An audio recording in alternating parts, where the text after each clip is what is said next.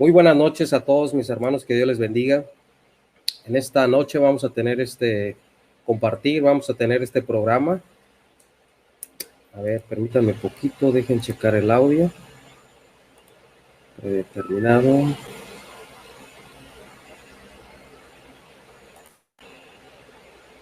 Ahí está. Decía que vamos a tener este programa y vamos a tener este compartir donde vamos a hablar del impacto de Constantino a la iglesia. ¿Qué tanto fue el impacto? Dejen checar nada más un poquito el audio.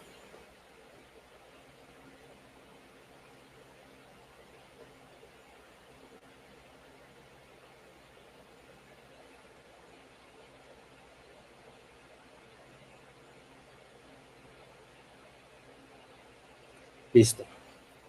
Les decía a mis hermanos que vamos a tener este compartir acerca de lo que fue el impacto de Constantino a la iglesia.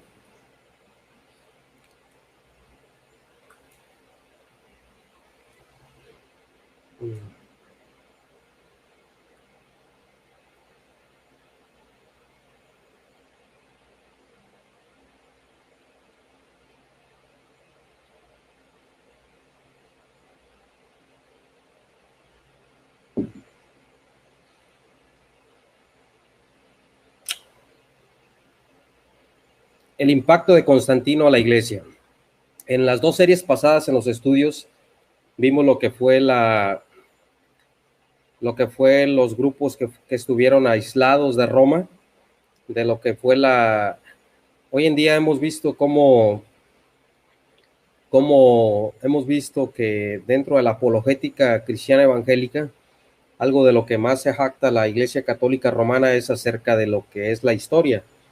Por lo tanto, ellos dicen que la historia se la deben a la Iglesia Católica y por lo tanto fuera de la Iglesia Católica no existe ninguna otra historia fuera de ellos. Entonces llevamos dos estudios donde hemos comprobado que la Iglesia nació en Jerusalén con 120 personas. Bueno, el dispensacionalismo abraza esta postura, que la Iglesia nace en Jerusalén y nace después del día de Pentecostés. Algunos otros dispensacionalistas dicen que nació con nuestro Señor Jesucristo antes de Pentecostés.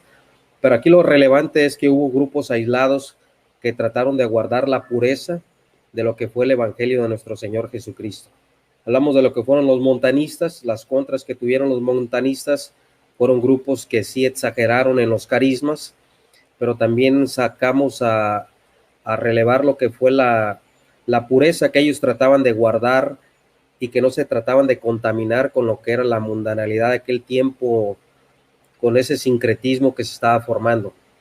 También hablamos acerca de lo que fue de lo que fueron los novacianos, que también fueron grupos que se opusieron a la contaminación que estaba viviendo la iglesia en el sentido de la negación de la fe de nuestro Señor Jesucristo.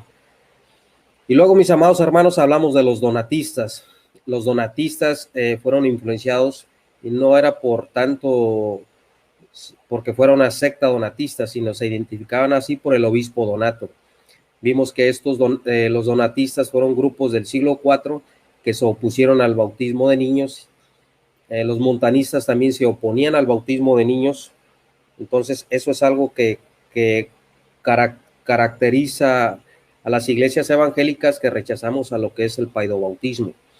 Mis amados hermanos, entonces vamos a entrar a lo que es un terreno un poquito más espinoso y vamos a hablar acerca de lo que fue Constantino. Entonces, Constantino, bueno, sabemos toda la historia de Constantino, que era un hombre que mostró mucho sus habilidades. Constantino fue un hombre que aprovechó el periodo de paz para consolidar los territorios recién ganados. Entonces, Constantino tiene lo que fue la victoria sobre su oponente, y es el que trae el edicto de Milán. Constantino ganó esa batalla, por lo tanto Constantino es el encargado o es el responsable, y en este caso pasa a ser lo que es el emperador. Pero ¿cuáles fueron los beneficios y cuáles fueron las contras que trajo Constantino a la iglesia? Entonces, los beneficios que trajo Constantino a la iglesia, pues fue que la iglesia dejó de ser perseguida. La iglesia tuvo 10 persecuciones, y tuvo 10 persecuciones que fueron terribles. Pero una vez que viene este hombre llamado Constantino, trae el famoso Edicto de Milán, que trae una libertad de culto donde el cristianismo ya no es ilegal.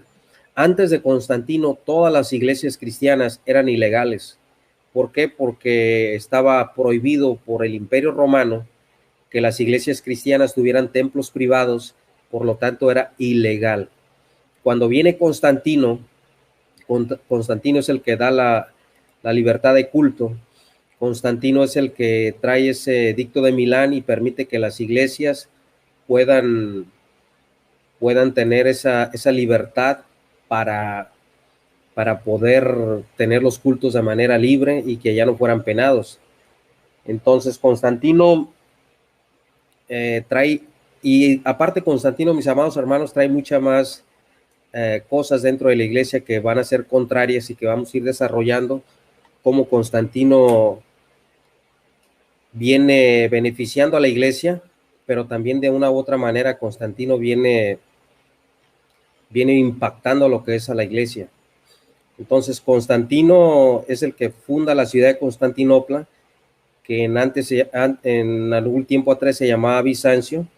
Entonces Constantino tenía muchísimas cosas en su cabeza con respecto a lo que fue la iglesia. Recordemos que Constantino empezó a meter lo que fueron ideas dentro del cristianismo. Constantino es el que persigue y es el que expulsa a los donatistas. Antes del concilio de Nicea hubo un concilio o un sínodo regional donde expulsa a los donatistas. Entonces, el impacto de Constantino, hermanos, es que Constantino trae la libertad de culto. La consejería de Constantino empieza a ser cristiana. Constantino empieza a traer beneficios dentro de la iglesia. Entonces, Constantino empieza a pagar salarios y empieza a pagar sueldos a la comunidad cristiana y a los obispos. Entonces, eso es algo que la iglesia cristiana primitiva antes jamás había visto. Entonces, la iglesia nunca había visto ese tipo de cosas, de que un emperador empezara a pagar sueldos o empezara a pagar un salario a los cristianos. Ese fue uno de los motivos por el cual también los donatistas empezaron a protestar. Entonces, Constantino, mis amados hermanos, trajo un sueldo a los obispos. Constantino es el que ordena las iglesias y el que ordena los 5 patriarcados por jurisdicción. Constantino es el que hace ese mismo modelo, es el modelo que venía trayendo el imperio. El imperio trabajaba de esa manera. El imperio tenía sedes donde tenía cierta jurisdicción sobre otras regiones. Ese mismo modelo es el que implementa Constantino dentro de la iglesia. Entonces la iglesia sigue ese mismo modelo a seguir, que es parte del imperio romano pagano. Entonces por eso hoy en día usted puede ver que Roma reclama ser la sede de la iglesia, porque dicen ellos que el apóstol Pedro fundó la iglesia o edificó la iglesia de Roma y ahí fue el primer papa.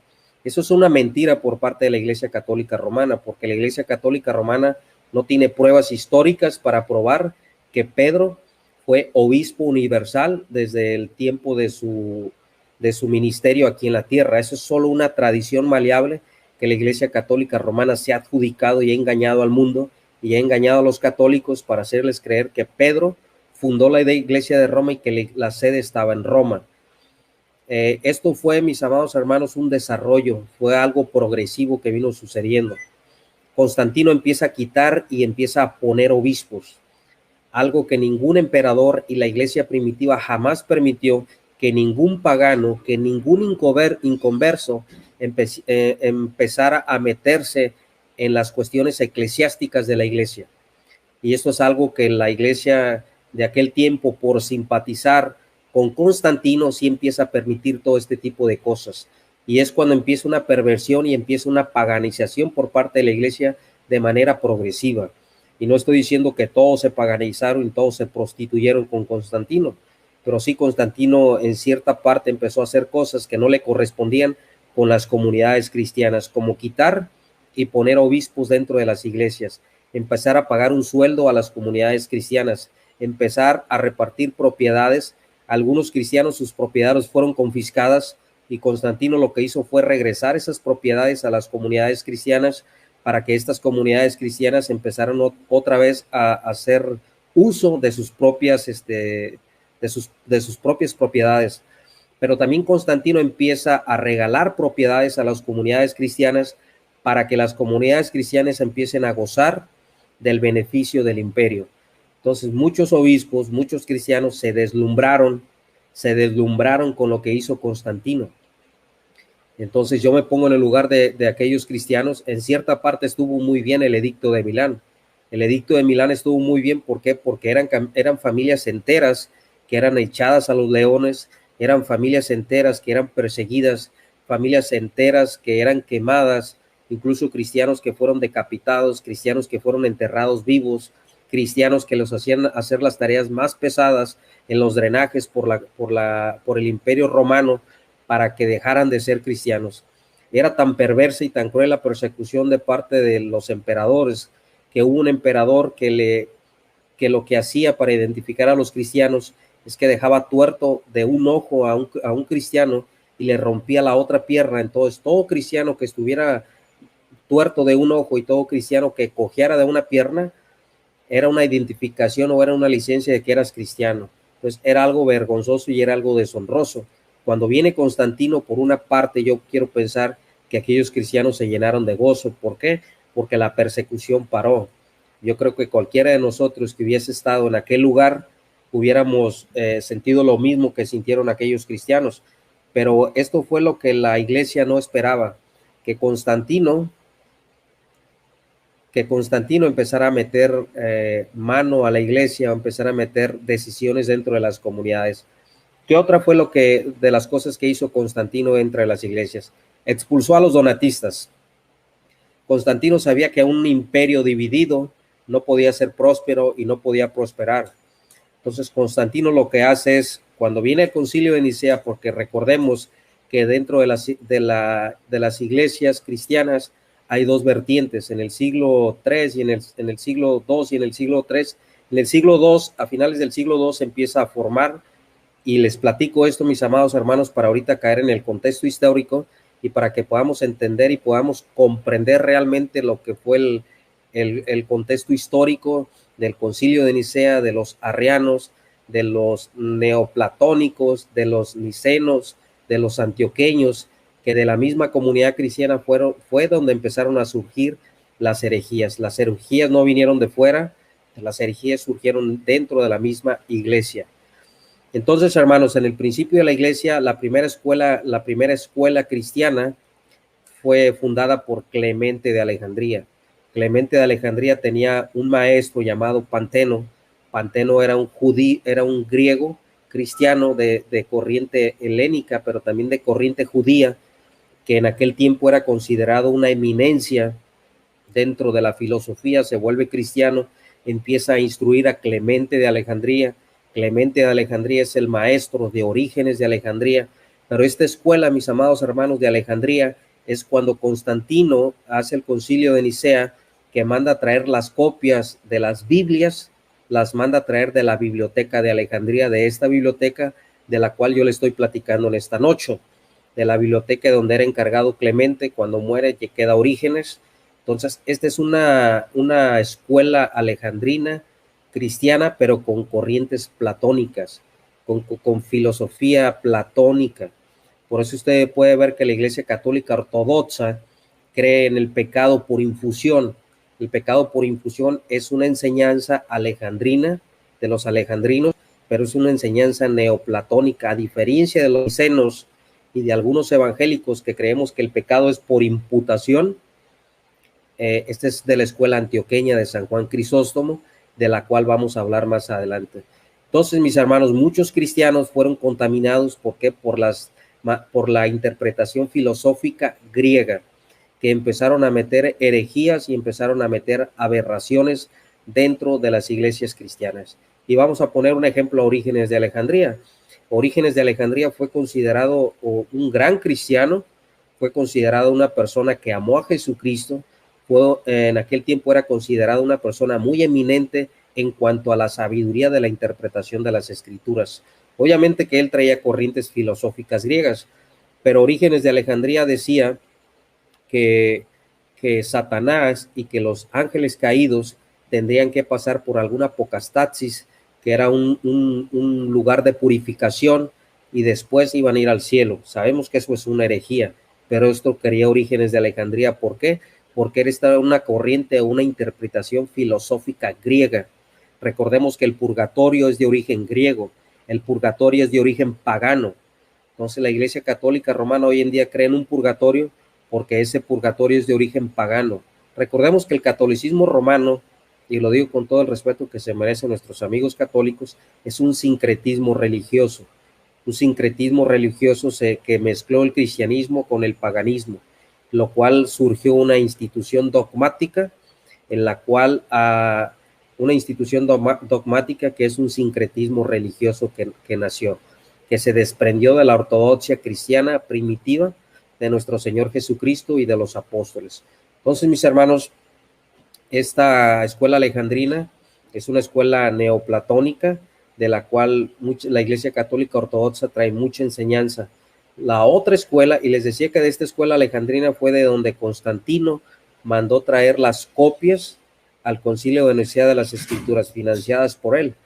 La otra escuela es la escuela de Antioquía, que esa escuela sí es, la escuela alejandrina interpretaba las escrituras de manera alegórica. Pueden ver a Orígenes de Alejandría en su interpretación del libro de Josué. Él interpretaba mucho el Antiguo Testamento de manera alegórico, por eso ha sido criticado Orígenes de Alejandría, pero yo entiendo de una parte su postura, pero de que fue un cristiano, fue un cristiano. Él estuvo dispuesto a dar su vida a los 17 años cuando su padre Leónidas fue llevado cautivo por los romanos para ser ejecutado como mártir. Su madre lo escondió, pero durante toda su vida él nunca negó a Jesucristo, siempre estuvo fiel en la fe de nuestro Señor Jesucristo. Entonces la salvación viene de nuestro Dios, de Jehová, dice Jonás 2:9. Entonces nuestro Dios es el único que tiene el juicio para si fue o no fue un cristiano. A nosotros no nos corresponde saber si fue o no fue cristiano, fue salvo o no fue salvo. Eso solo le corresponde a nuestro Dios. La otra escuela, mis amados hermanos, que es la escuela antioqueña, es la escuela donde viene San Juan Crisóstomo. Ellos ya no interpretan las escrituras de manera alegórica como la escuela alejandrina. Muchas iglesias evangélicas somos influenciados por esa escuela, incluso la Reforma Protestante igual de la misma manera, influenciados por esa escuela de teología, la escuela antioqueña de San Juan Crisóstomo, que para mí San Juan Crisóstomo fue un gran cristiano ese hombre. No me interesa que la Iglesia Católica lo reclame como padre de la Iglesia Católica, etcétera. Para mí fue un gran cristiano. Los padres capadocios, pero no padres sacerdotes católicos romanos, se le conocían como los capadocios, fueron grandes cristianos. Gregorio Nacianceno, que fue gran defensor de la deidad de nuestro Señor Jesucristo. Entonces, esta es una escuela antioqueña, mis amados hermanos. En este tiempo, mis amados hermanos, les llego a esto, porque cuando viene Arrio, que era un obispo, entonces Arrio empieza a negar la deidad de Cristo, empieza a decir que Jesucristo no es Dios, empieza a decir, hoy en día como la creencia que tienen los testigos de Jehová, que verdaderamente son unos blasfemos por no reconocer la deidad, la persona divina de nuestro Señor Jesucristo, que teológicamente se le conoce como la hipostasis o como la unión hipostática, que es la unión de las dos naturalezas, la naturaleza humana y la naturaleza la naturaleza divina. Jesucristo era un solo hombre, pero en él había dos naturalezas. Era 100% hombre y era 100% Dios. Y esas dos personas no se podían separar y esas dos personas no se podían mezclar. Esa era la premisa que tenían los nicenos. Entonces Arrio decía lo contrario, que Jesucristo no era Dios, que Jesucristo era nada más un hijo de Dios y que había pasado a ser el ungido de Dios hasta que se bautizó. Otra de las herejías que se refutaban en aquel tiempo era la de los ebionitas. Los ebionitas decían que Jesucristo había sido engendrado biológicamente por José. Esa herejía no es nueva, hermanos. Esa herejía se remonta hasta los tiempos de los apóstoles. Cuando el apóstol Juan escribe la primera carta de Juan, ustedes pueden leer cuando dice, ¿quién es el anticristo? El anticristo es aquel que niega que Jesús vino en carne. ¿Quién es el anticristo? El que niega al Padre y el que niega al Hijo. En aquel tiempo ya se decía que Jesucristo no era Dios. En aquel tiempo ya se decía que nuestro Señor Jesucristo no había venido literalmente en carne. ¿Por qué? Porque la corriente filosófica griega de los gnósticos decían que la materia era mala y que el alma era buena. Por lo tanto, para ellos les era imposible que Dios usara la materia para manifestarse al mundo. o sea, que usara a un ser humano para manifestarse y revelarse al mundo como el verbo preexistente. Todas esas herejías fueron refutadas por la iglesia, hermanos. Entonces, cuando viene el concilio de Nicea, a lo que quiero llegar es a esto, cuando viene el concilio de Nicea, que hay problemas entre nicenos y arrianos, podemos ver que lo que hace Constantino es que hacer un concilio, vienen más de 300 obispos financiados por Constantino, para que se cree que en aquel tiempo venían obispos sin algún ojo, venían obispos con piernas quebradas, venían obispos con torturas, por tantas torturas que habían recibido por parte de los emperadores antecesores de Constantino. Entonces, Constantino, mis amados hermanos, después del concilio de Nicea, expulsa a los arrianos y se quedan los nicenos. Después, más adelante, podemos ver que simpatiza con los arrianos. Entonces, esto ya fue un juego de poder. Fue un juego de poder porque el emperador ya era el que tomaba decisiones dentro de las iglesias. Ojo, Constantino no inventó la Trinidad. El primero que habla de la Trinidad antes de Nicea fue Tertuliano de Cartago. Tertuliano tenía un concepto teológico y una definición diferente a la que tuvo Atanasio, el gran defensor de la Trinidad. Son dos conceptos diferentes.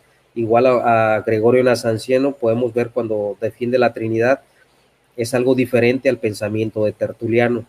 Entonces, para evitar divisiones, lo que hace Constantino es el concilio de Nicea para que no haya divisiones, porque él sabía que un reino con divisiones podía ser debilitado y podía ser derrotado. Pues él no le importaba la ortodoxia de la iglesia, no le importaba si ganaban los nicenos, si ganaban los arrianos, él lo que quería era que no hubiese división dentro de su imperio. Entonces, en este caso, salieron triunfantes los nicenos, los arrianos fueron expulsados. Más adelante vamos a ver cómo algunos emperadores simpatizaron con los arrianos y ellos persiguieron a los nicenos. Entonces ya hubo un juego de poder entre nicenos y entre arrianos. Pero yo lo que quiero recalcar en esta noche, mis amados hermanos, es que cuando Constantino empieza a pagar sueldos a los obispos empiezan a corromper. Esa fue una de las protestas de los donatistas, que Dios había dejado pescadores como Pedro y como Andrés, su hermano, de obispos y no príncipes. ¿Por qué dice esto Donato? Porque las ropas de los obispos empezaron a cambiar y los obispos empezaron a vestir lujosamente. Entonces el culto cristiano empezó a dar un cambio. Las iglesias empezaron, la palabra basílica se deriva de los romanos. La basílica eran los lugares públicos donde se daban algunas conferencias o algunas reuniones públicas, y estas basílicas son donadas por Constantino para que los cristianos puedan tener grandes catedrales y puedan tener grandes propiedades lujosas. Entonces, esto es lo que viene haciendo Constantino dentro de la iglesia cristiana primitiva. Constantino empieza a quitar y empieza a poner obispos, hermanos. Eso fue por lo cual muchos cristianos, incluso Atanasio, fue perseguido por el Imperio Romano por no venderse y por no dejarse corromper, al igual que San Juan Crisóstomo. Por eso yo digo que fueron cristianos que no se dejaron corromper y no se compraron bajo el lujo del Imperio Romano. Por eso digo, no generalizo a todos, pero gran parte, ¿verdad? Constantino también lo que hace, mis amados hermanos, y lo dice el doctor Justo L. González, que Constantino empieza a entrar en procesión dentro de la iglesia cristiana. Entonces Constantino empieza a entrar como un faraón dentro de la iglesia cristiana, y Constantino, se cree que el culto o la liturgia de aquel tiempo tuvo un giro. Por lo tanto, el emperador no iba a entrar a una choza de iglesia, no iba a entrar a una simple casita como la que tenían los cristianos, sino que el emperador iba a entrar a esas grandes catedrales que él estaba acostumbrado, o a esas grandes basílicas, o a esos grandes palacios a los cuales él estaba acostumbrado. Él no iba a entrar a una casa sencilla, común, donde nada más se tenían unos banquitos, donde nada más se tenía el púlpito donde se predicaba la palabra de Dios. Entonces empieza a traer un cambio y empieza a traer un rumbo diferente la iglesia después del edicto de Milán. Esto no es que la iglesia después de Constantino fue totalmente corrompida, no, o sea, esto fue un proceso. Yo pienso que lo peor que le pudo pasar a la iglesia cristiana, en este caso el catolicismo romano, fue casarse con el Estado. Casarse con el Estado, porque de ahí es donde se empieza a mezclar el paganismo con el cristianismo y empieza la renaciente sincretismo católico romano que conocemos hoy en día. Los cuatro primeros concilios ecuménicos que se le conocen, que también vamos a hablar más adelante, y vamos a tratar para que podamos entender de qué habló Nicea, de qué habló Éfeso, de qué habló Constantinopla, de qué habló Calcedonia, cuáles fueron las herejías de los eutiquianos, cuál era la herejía de Nestorio, vimos un poquito lo que es la herejía de Arrio.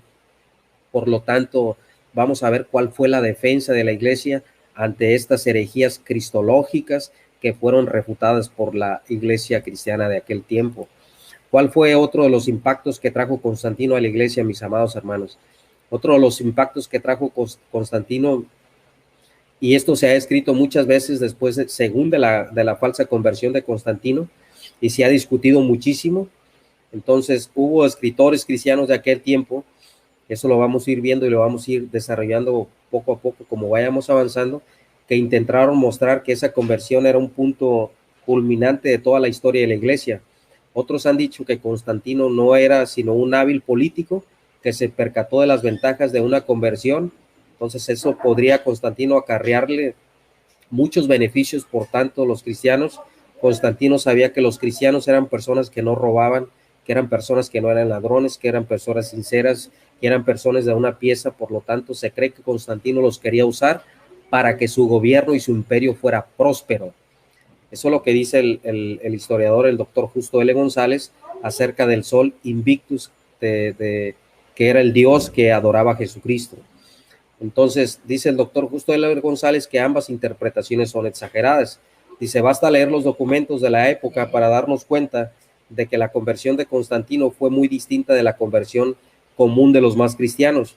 Cuando algún pagano se convertía, se le sometía a un largo proceso de disciplina y enseñanza para asegurarse de que el nuevo converso entendía y vivía su nueva fe, y entonces se le bautizaba. Tal nuevo converso tomaba entonces a su obispo por guía y pastor, se descubría el significado de su fe en las situaciones concretas de la vida. En el caso de Constantino fue muy distinto, o sea que hubo beneficios en cuanto al emperador, porque era el emperador. Entonces eso es a lo que queremos llegar para que podamos ver el impacto que trajo Constantino a la iglesia, mis amados hermanos.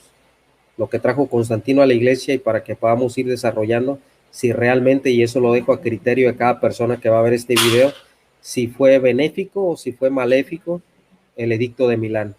Entonces Constantino siempre, dice el doctor Justo L. González, siempre se reservó el derecho de determinar sus propias prácticas religiosas, pues se consideraba a sí mismo obispo de obispos. Fíjense bien, mis amados hermanos, dice el doctor Justo L. González que Constantino se consideraba obispo de obispos. Hoy en día, ¿a quién se le conoce obispos de obispos? Al pontífice de Roma, que hoy en día es Francisco, que sabemos todos quién es ese personaje, que según él se hace pasar por el sucesor de Pedro. Por lo tanto, vemos que la Iglesia Católica Romana trae una tradición del paganismo. El primero que se hace llamar obispo de obispos en toda la historia de la cristiandad fue Constantino. Podemos leer toda la patriología antes de Constantino y ningún obispo, ningún pastor de ninguna iglesia se hizo llamar obispo de obispos. Entonces, por allá Tertuliano reprende a un obispo de Roma de aquel tiempo, que fue el primero en querer reclamar las llaves eclesiásticas de Pedro, y fue refutado y fue reprendido por Tertuliano de Cartago. Pero podemos ver que los obispos de Roma eran obispos común y corrientes, no eran obispos pontífices, no eran papas universales, no eran papas monárquicos, no eran papas que tuvieran la jurisdicción de todas las iglesias. Esa herejía del catolicismo romano fue progresiva. La Iglesia Católica Romana tardó muchos siglos en catapultar el papado de Pedro, pero esto fue por beneficios y fue por cuestiones políticas y por cuestiones civiles. Esto no fue por mero asuntos eclesiásticos, esto fue por los beneficios, por la ambición del poder eclesiástico y por la ambición del poder civil. Esto es lo que llevó a cabo el papado de la Iglesia Católica Romana. El primero que se hace llamar obispo de obispos fue Constantino. No fue Pedro, no fue Lino, no fue Clemente Romano, no fue Cleto, no fue Anacleto, no fue absolutamente ninguno de esos obispos que fueron listas inventadas por parte de la Iglesia Católica. fueron inventadas, muchas listas fueron inventadas. Entonces no hay ningún documento histórico que nos pruebe a nosotros que Pedro dejó al lino de obispo. Esa es una tradición y eso se desprende de documentos espurios por parte del catolicismo romano. Y esto la misma Enciclopedia Católica Romana lo respalda, que por eso los católicos apologistas saltan cuando dicen que la Enciclopedia Católica no es católica. ¿Por qué? Porque no les conviene. ¿Y por qué? Porque los refuta a ellos mismos. Entonces el catolicismo romano no tiene otra cosa más que una tradición para decir que Pedro fue el obispo de obispos. Eso es una herejía. ¿Por qué? Porque el obispo de obispos es Cristo. El obispo de nuestras almas es nuestro Señor Jesucristo. Él es el administrador y Él es el episcopo de nuestras almas. Él es el obispo universal porque Él es el dueño de su iglesia. Él pagó por ella y a Él le pertenece la iglesia. ¿Por qué? Porque el precio, el rescate, la dote que se pagó por esa iglesia fue la sangre preciosa que Él derramó en la cruz del Calvario. Por eso la iglesia evangélica le da toda la gloria y le da toda la honra a nuestro Dios, porque Él es nuestro obispo de obispos, no es el Papa de Roma. Seguimos, mis amados hermanos, para que veamos lo que nos dice este libro de historia, que está muy bueno, acerca de que nos dice que fue Constantino el primero que se hace llamar obispo de obispos. Este Constantino, mis hermanos, también una de las cosas que hace es que Constantino era un personaje, dice el doctor Justo L. González, que era poderoso y que era irascible. También dice que el emperador, a pesar de su política cada vez más favorable a los cristianos y a pesar de sus afirmaciones de fe con el poder de Jesucristo, técnicamente al menos no era cristiano, pues no se había sometido al bautismo. De hecho, Constantino no fue bautizado sino en su lecho de muerte. Por tanto, cualquier política o edicto en favor de los cristianos por parte del emperador era recibido por la iglesia como un favor hecho por un amigo o algún simpatizante. En cualquier delito religioso de Constantino era visto desde la misma perspectiva como la acción de quien, aunque simpatizaba con el cristianismo, no se contaba entre ellos fieles. Tal persona podía recibir el consejo de la iglesia, pero no su dirección ni condenación, puesto que tal situación se ajustaba perfectamente a los propósitos de Constantino. Dice, por otra parte, quienes pretenden que Constantino se convirtió sencillamente por motivos de oportunismo o político, dice, la primera de ellas es que la interpretación en extremo anacrónica, hasta donde sabemos, nadie en toda la antigüedad se acercó a la cuestión religiosa por el oportunismo político. Constantino también, mis amados hermanos, dice el historiador Justo L. González, Constantino resultaba harto dudoso, puesto que la iglesia siempre había tenido dudas acerca de si los cristianos podían prestar servicio militar. El número de cristianos en el ejército era pequeño. En la población civil, la mayor parte de los cristianos pertenecía a las clases bajas. No podía prestar gran apoyo económico a los designios de Constantino y en todo caso, casi 3 siglos de recelos frente al imperio, nadie podía precedir cuál era la reacción de los cristianos ante el fenómeno inesperado del emperador Constantino. Lo cierto parece ser, dice el historiador, que Constantino creía verdaderamente en el poder de Jesucristo, pero tal aseveración no implica que el emperador entendiese la nueva fe como lo habían entendido los muchos cristianos que habían ofrendado su vida por ella. Para Constantino, el Dios de los cristianos era un ser extremadamente poderoso, que estaba dispuesto a prestarle su apoyo siempre y cuando él favoreciera a sus fieles. Luego Constantino comenzó a proclamar leyes en pro del cristianismo y construir iglesias. Lo que buscaba no era tanto el favor de los cristianos como el favor de su Dios. Este Dios fue el que le dio, según la victoria en la batalla del Puente Milvio, así como las muchas otras que surgieron. En cierto sentido, la fe de Constantino era semejante a la de Licinio, cuando él les dijo a sus soldados que el Lavarum de Constantino poseía cierto poder sobrenatural que era de temerse. La diferencia estaba entre Constantino se habían apropiado de ser un poder sirviendo a la causa de los cristianos. Esta interpretación encuentra apoyo en las declaraciones de Constantino que la historia ha conservado y que nos muestra un hombre sincero cuya comprensión del evangelio era escasa. La interpretación que Constantino le daba a la fe en Jesucristo era tal que no le impedía servir a otros dioses. Su propio padre había sido devoto del Sol Invictus. Este era un culto que, sin negar la existencia de otros dioses, se dirigía al Dios supremo, cuyo símbolo cuyo símbolo, dice, era el sol. Dice, durante su buena parte de su carrera política, Constantino parece haber pensado que el Sol Invictus y el Dios de los cristianos eran perfectamente compatibles. Y esto es lo que quería llegar, mis amados hermanos, que Constantino decía que el Dios de los cristianos y que el Dios Sol Invictus que él adoraba eran perfectamente compatibles. Entonces a mí me ha llamado mucho la atención porque los católicos romanos hoy en día vemos que tienen una órbita del Sol donde tienen según ellos al Santísimo y dicen que ahí está la presencia real de Jesucristo.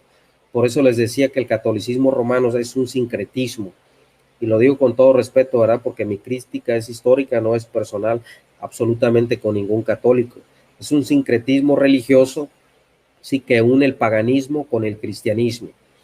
Entonces, mis amados hermanos, Constantino trajo beneficios a la iglesia, sí. ¿Por qué? Porque paró la persecución. ¿Por qué? Porque paró esa muerte descabellada que se venía en contra de los cristianos. Pero ¿cuáles fueron las otras cosas que hizo Constantino? Que Constantino en cierta manera también empezó a corromper a ciertos cristianos. Y lo podemos ver que lo primero fueron los beneficios económicos.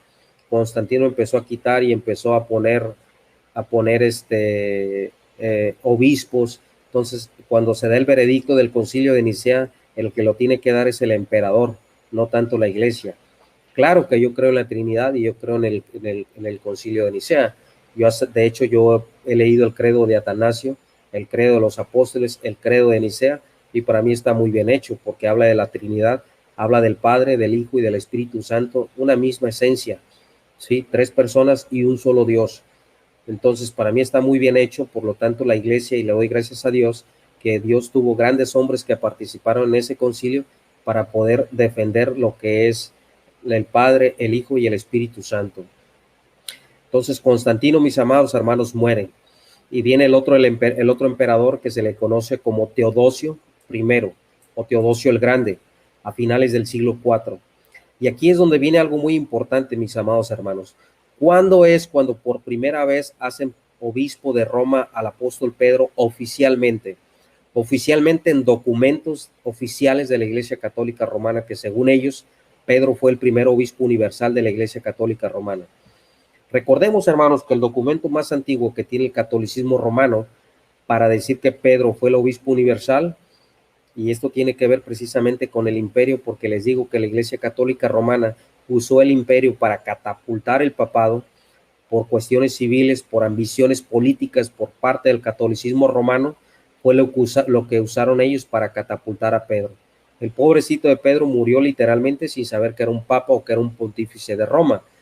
Entonces, mis amados hermanos, el documento, y quiero que ponga mucha atención en esto que le voy a decir, el documento más antiguo que tiene la Iglesia Católica Romana para decir que Pedro fue el obispo de Roma son los documentos que se le conocen como Irineo de León. Irineo de León para mí también fue un gran cristiano. Un gran cristiano. Usted puede leer lo que él habla acerca de Cristo y son muy buenas sus lecturas. Claro que son extraídos de la palabra de Dios. Yo los leo como referencias históricas, no como predicación o no para pensar lo que esas personas pensaban, pero sí me gusta leerlos para tener un pleno conocimiento de cómo ellos veían el cristianismo, cómo veían ellos su fe, de qué manera venían a Cristo, de qué manera comunicaban su fe a los inconversos, de qué manera esta gente que pudo conocer directamente a algunos discípulos de los apóstoles vivían su vida cristiana. Entonces, Irineo de León lo que hace, hermanos, es sacar una lista en respuesta a los gnósticos. Les decía que los que tenían realmente listas eran los gnósticos. Entonces, los gnósticos, según ellos, guardaban una tradición secreta que Jesús les había revelado a ellos y ellos eran los encargados de revelárselos a la iglesia. Irineo de León, en respuesta a esto, responde con una lista y dice que tienen muchas listas de muchas iglesias, entre las cuales está Roma. O sea, usted no crea que nada más Roma según tenía una sucesión apostólica. Había otras listas de otras iglesias, pero nos dice el doctor Justo L. González que muchas de estas listas fueron inventadas. Fue tanto el auge y fue tanto el ardiente por tener una sucesión apostólica o decir que mi iglesia la fundó algún apóstol, que muchas listas fueron inventadas y una de ellas fue la de Bizancio, la de Constantinopla. Entonces, esa es la lista más antigua. ¿Para qué año fue esto? A finales del siglo II. para el año que del año 180 después de Cristo. Entonces, fíjense, tuvieron que pasar, según la tradición, el apóstol Pedro murió ¿en qué año? En el año 67, 68 después de Cristo, un promedio más o menos. Entonces tuvieron que pasar aproximadamente 110, 120 años para que la iglesia tuviera una lista de Pedro, de Lino, de Clemente, de Cleto, de Anacleto, etcétera. 120 años. Entonces hay un total silencio, mis amados hermanos, en los escritos de Clemente, en los escritos de San Ignacio, en los escritos del pastor de Hermas, en los escritos de Bernabé. Hay un total silencio del papado de Pedro. ¿Por qué les estoy platicando todo esto cuando estamos hablando de Teodosio el Grande? Ahorita les voy a decir por qué. Después ya viene una lista y viene un suceso.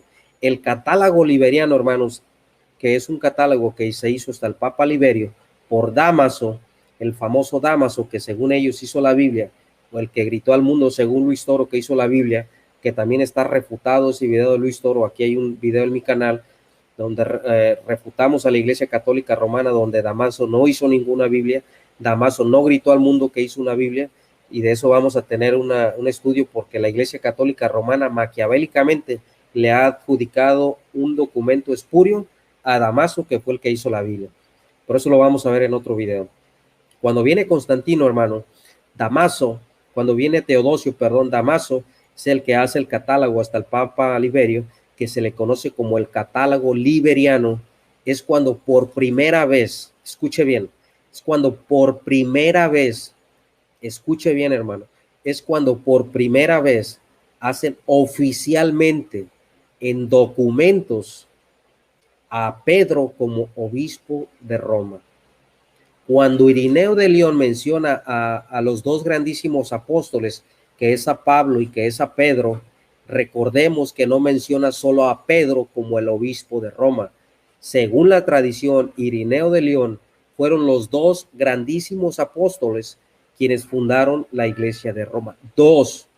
Por lo tanto, si usamos esa premisa del catolicismo romano, tendría que haber dos sucesores en Roma, tanto Pablo y tanto como Pedro, porque los dos fueron apóstoles. Incluso Pablo fue considerado como el líder de la cabecilla de la secta de los nazarenos, nos dice el libro de los Hechos. Entonces, todo esto, mis amados hermanos, por eso les digo que es importante conocer la historia. Esa falacia que platican de que si conoces la historia regresarás al catolicismo romano, yo les digo que la historia los aleja más del catolicismo romano. ¿Por qué? Porque los atrapamos en todas las falacias y cómo tergiversan la historia para adjudicarse algo que no les pertenece. Entonces, Dámaso en el catálogo liberiano es cuando por primera vez hacen obispo al apóstol Pedro de manera oficial. No que Irineo de León menciona a Pablo y a Pedro como los fundadores de la iglesia de Roma, porque sí los menciona, pero no menciona a Pedro como un obispo universal. Eso queda refutado hacia la iglesia católica romana. ¿Qué es lo que sucede aquí, mis hermanos, cuando viene Teodosio el Grande o Teodosio I? Teodosio I es el que hace el catolicismo como la religión oficial de Estado. La religión oficial de Estado. Entonces, les decía en el otro video, así como forma de alguna reseña histórica, que ya la conversión al cristianismo ya no es por el llamado de Dios. La conversión al cristianismo ya no es porque el Espíritu Santo convenció al pecador de juicio, de pecado. ¿Sí? Ya no es por el llamado de Dios. El Señor Jesucristo nos dice, nadie viene a mí si mi Padre no le trajere. Entonces, cuando el cristiano, cuando el pecador viene rendido a Jesús, ¿es por qué? Porque el Padre lo ha llamado. El Señor Jesucristo nos dice claramente, por allá en San Juan 6:44, San Juan 6:37, San Juan 6:39, dice el Señor Jesús, nadie viene a mí si mi Padre no me trajere. Entonces, cuando el pecador siente la necesidad de Dios, cuando el pecador siente que necesita a Dios en su vida, que el único que puede saciar esa sed espiritual es Cristo Jesús, que el único que puede llenar ese vacío en su corazón es Cristo Jesús, es porque el Espíritu Santo está haciendo su trabajo en el pecador, y el Espíritu Santo es el que te convence de que hay un juicio, de que eres pecador y que necesitas en tu corazón al Dios eterno y al Dios de los cielos.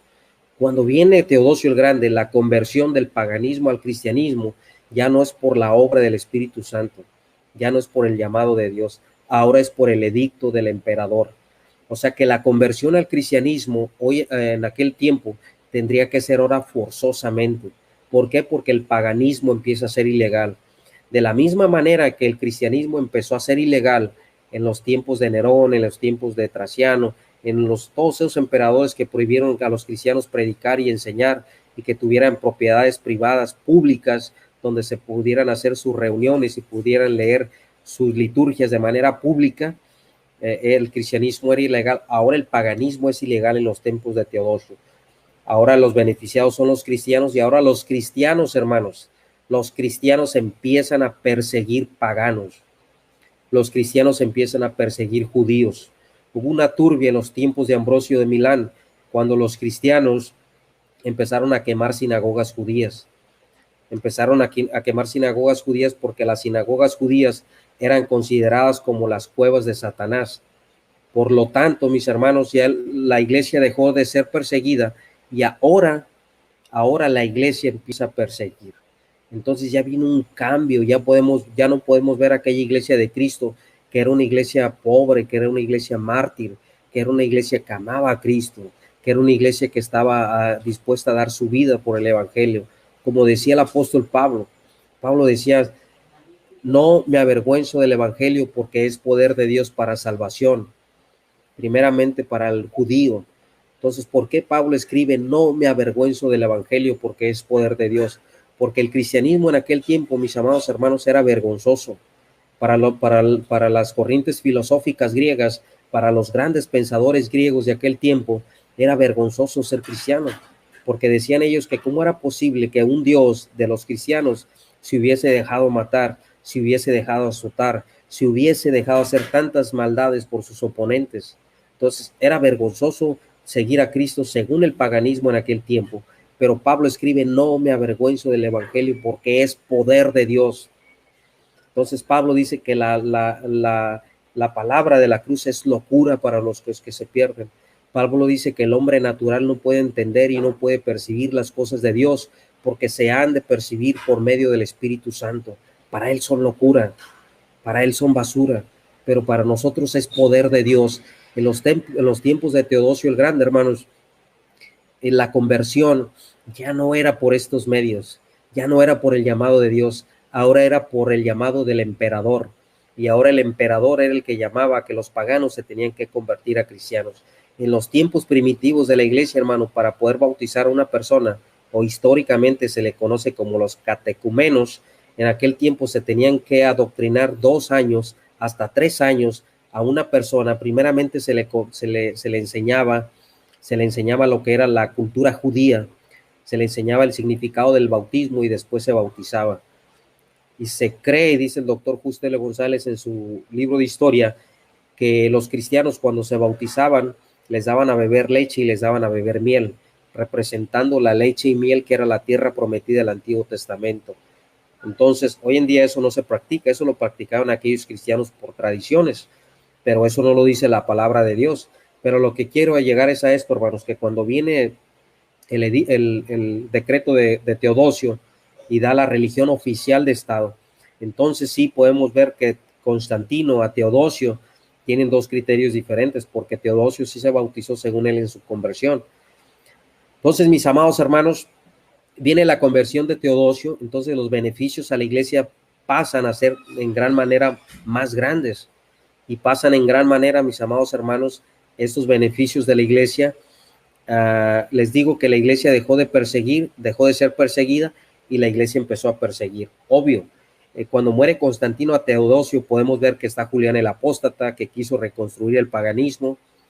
¿Qué es lo que pasa? ¿Por qué Julián el Apóstata, así se le conoce históricamente, tenía tanto coraje en contra de los cristianos? Se cree posiblemente que, bueno, a los hijos, a la familia de Julián el Apóstata se le asesinó. Se le asesinó para que los hijos de Constantino llegaran a ser emperadores. Y se cree, Julián el Apóstata tenía el concepto de que los que habían participado en los asesinatos de su familia habían sido los mismos cristianos. Veamos cómo los cristianos, hermanos, empiezan a mezclar en cuestiones políticas. Veamos cómo los católicos romanos se empiezan a mezclar en cuestiones civiles. Veamos cómo los católicos romanos se empiezan a mezclar en este tipo de cosas. Ya no es la misma iglesia. Ya no es aquella iglesia que no se contaminaba, ya no es aquella iglesia que no se pervertía, ya no es aquella iglesia que se guardaba, ¿sí? Se guardaba del sincretismo, se guardaba del paganismo, se guardaba de la idolatría, se guardaba de no mezclarse con el imperio, se guardaba de no participar de todo ese tipo de cosas que eran paganas. Ahora vemos una iglesia con una cara totalmente diferente. Vemos una iglesia que es acusada con pruebas de Julián el Apóstata, de que su familia la habían asesinado y que a su familia habían participado los cristianos.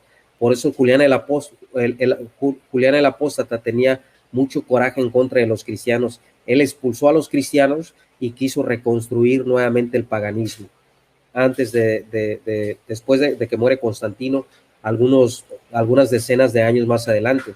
Cuando viene Teodosio el Grande, hermanos, los cristianos, les digo que empiezan a quemar sinagogas, los cristianos empiezan a hacer disturbios. Ambrosio de Milán, podemos ver que defiende a los cristianos que quemaron las sinagogas. Teodosio el Grande quiso traer juicio sobre estos cristianos que habían quemado las sinagogas, y Ambrosio le dice que si va a defender a lo que son las sinagogas de Satanás. Vemos una iglesia diferente, hermanos. Vemos una iglesia que ha tomado un rumbo totalmente diferente.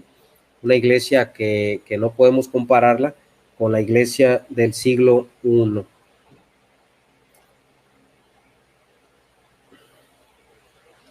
Voy a saludar un poquito a lo que es a la audiencia.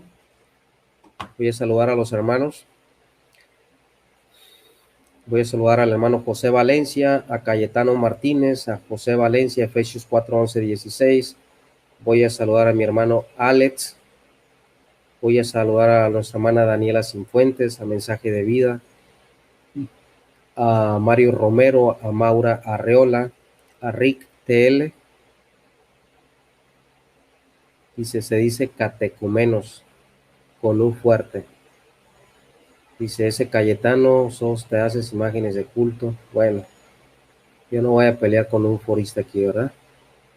Entonces, saludos a mi hermano Álvaro Hernández también, que Dios le bendiga, Corazón de Oro, que Dios lo bendiga grandemente a Corazón de Oro. Entonces, mis amados hermanos, podemos ver que en este tiempo de la cual estamos hablando, los cristianos empezaron a tomar rumbos totalmente diferentes.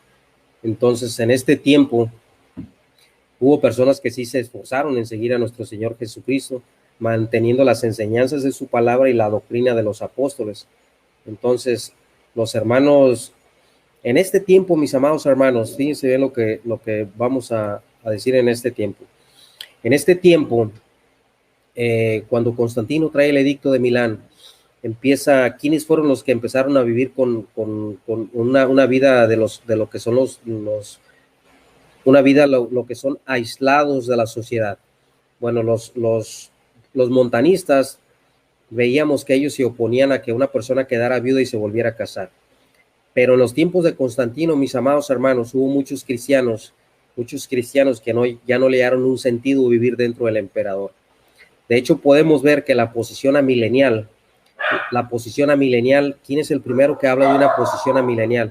El primero que habla de una posición amilenial es San Agustín de Hipona.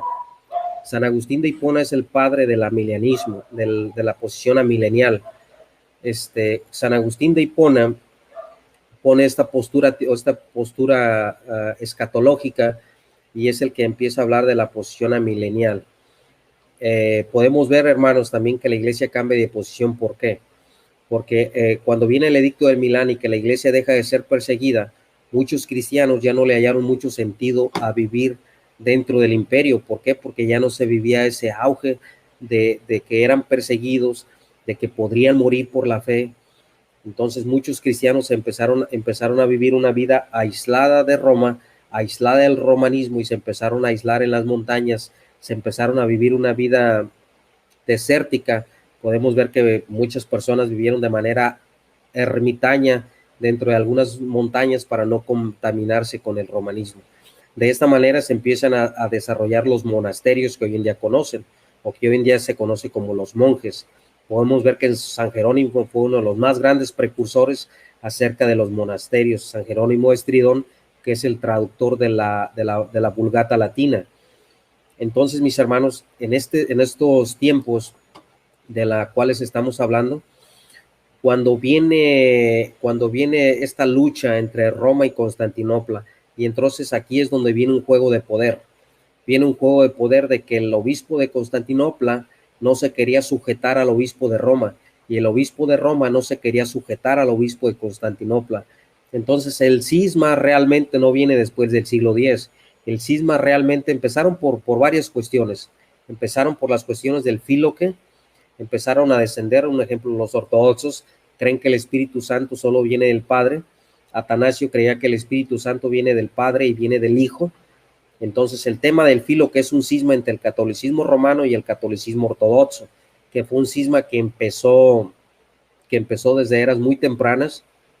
Incluso podemos ver ahí, podemos profundizar un poquito más acerca de los credos, cuando el catolicismo romano dice que ellos no tienen divisiones, cuando el catolicismo romano dice que ellos son una misma iglesia.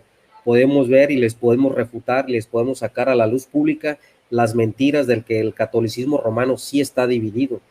Entonces, la Iglesia Católica Romana, dentro de su apologética del garrote, o dentro de esa apologética barata que hoy en día vienen haciendo, hablando de miles de denominaciones, de miles de creencias, inventándose cada mentira que ven en Wikipedia, los católicos romanos nos dicen que los evangélicos estamos divididos, pero podemos ver que los primeros que se dividieron fueron los católicos romanos. Los primeros que apostataron de la fe fueron los católicos romanos. Como dice la carta del apóstol Juan, dice, salieron de vosotros, pero no eran de vosotros, porque si hubiesen salido de vosotros, habían permanecido con vosotros. Entonces, realmente los que apostataron fueron los católicos romanos. Los que se desviaron de la ortodoxia cristiana fueron los católicos romanos. Realmente los que dejaron su primer amor fueron los católicos romanos. Realmente los que se desviaron a un sincretismo religioso fueron los católicos romanos. Ellos se casaron con el Estado. Ellos aceptaron las condiciones de los emperadores romanos. Ellos aceptaron casarse y formar un sincretismo con el catolicismo romano y el imperio romano. Ellos fueron los que empezaron a inventar, y los que empezaron a inventar de manera progresiva, de manera dogmática, los que empezaron a inventar falacias, los que empezaron a inventar fábulas, los que empezaron a torcer las escrituras, los que empezaron a tergiversar la Biblia. Realmente, y lo digo con todo el respeto que se merecen, fueron los católicos romanos. Mis amados hermanos, en los tiempos estos, en el próximo estudio vamos a hablar de este grupo que se llamaron los paulicianos, muy criticado tanto como por protestantes y muy criticado tanto por católicos romanos, y muy criticados a veces muy severamente, más de lo que estas personas se merecen, para ser criticados cruelmente por estas personas. Y vamos a hablar acerca de este tema en el otro capítulo, para que veamos realmente qué fue lo que pasó con todos estos grupos, que fueron los grupos que se aislaron de Roma, y fueron los grupos que no trataron de simpatizar con todas las herejías del catolicismo romano. Otra de las cosas, mis amados hermanos, otra de las cosas también que sucede en este tiempo, podemos ver que cuando el evangelio llega a Oriente y la persecución de los cristianos en Persia, también quiero hablar un poquito de ello. De lo que fueron los cristianos que fueron perseguidos en Persia, estos cristianos, y también hubo otros concilios por ahí que hoy en día no se menciona mucho acerca del catolicismo romano, porque lo llama acerca de lo que son sínodos regionales. Pero no sé si alguno de ustedes ha oído hablar del sínodo de Seleucia. Entonces, este sínodo de Seleucia, podemos leer un poquito acerca de lo que fue el obispo Maruta. Dice, había llevado consigo una carta a los obispos de Occidente, la cual, después de ser traducida al idioma griego o al persa y luego mostrada al rey, fue aprobada por le ordenó que la carta se leyera entre los obispos ahí reunidos. Todos aceptaron los requisitos contenidos en la carta. Por encontrarse saliendo de una gran tribulación, los cristianos persas estaban dispuestos a ceder mucho antes que ellos les habían prometido la paz el informe y el sínodo romano. Mis amados hermanos, para ir cerrando este bloque, dejen saludar aquí un poquito a los hermanos. Quiero saludar a Cristian Munera, que está por aquí, un católico, a Nugget, a Alex, mi hermano Álvaro Hernández, por supuesto, mensaje de vida, Oscar Benzor, a nuestro hermano Juan Rodríguez, a Cayetano Martínez, a Torre Fuerte Barranca,